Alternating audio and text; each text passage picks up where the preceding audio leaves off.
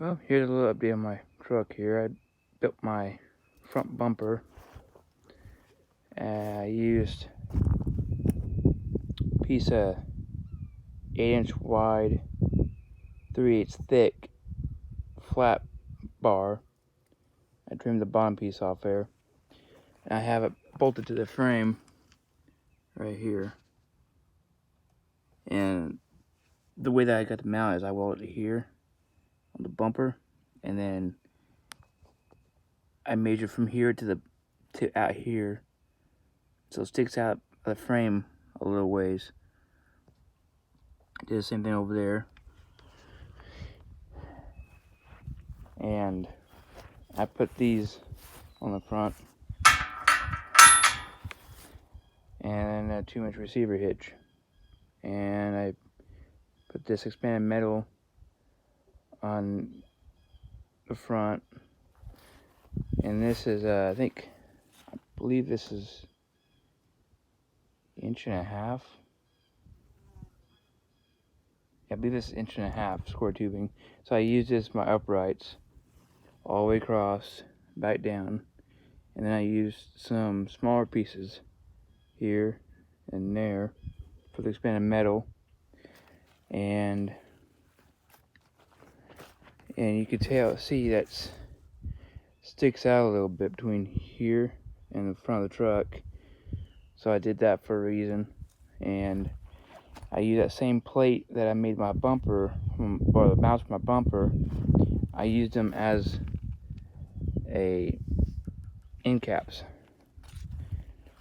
on both sides. I welded it all together. I used some of that gloss black paint and primer, used it on that and painted it up and everything. And then I built my spare tire carrier. I shortened it up quite a bit because it was pretty long before, so I shortened it up quite a bit. Took an old rotor, welded it to the C-channel, and only things holding this wheel onto this hub is 3 studs. That's all you need for a spare. And then done some few other things to it, here and there, just general maintenance and whatnot, and I don't know if I showed you, but I got my flatbed on here a while back. I put all the lights on it so I can light it up like a Christmas tree at night. And here's the back of my flatbed. That C-channel there, the receiver hitch is welded to, it used to have a spot for a hole for a ball. Well, I put my receiver hitch in. I cut the excess off the bottom, and I got lights on it, like I said, and all that. And I found some coilover shocks. I'm gonna put on the front and rear of this thing to that kind of help with the weight and stuff. And I'll pop the hood here and show you what I did on the engine too.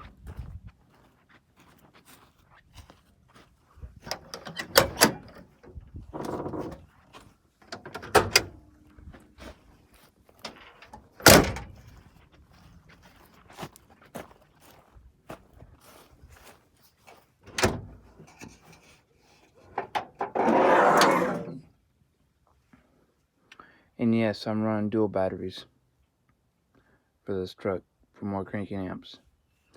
I also put new brake lines on both sides and the rear back, and I put a new brake master cylinder and booster on. And this engine was in the 92 F250 that I bought the engine from, and I bought it for $400 with only 106,200 miles on the engine. So I put it in this truck, and there we go. It's in here now. Been running a good running engine ever since I put this in. But anyway, and then there's some plans I'm gonna do for this truck. I want to put my to be 50 gears back in it, but it's going to be Yukon limited slip unit I'm putting in the back. So anyway, this is my truck now.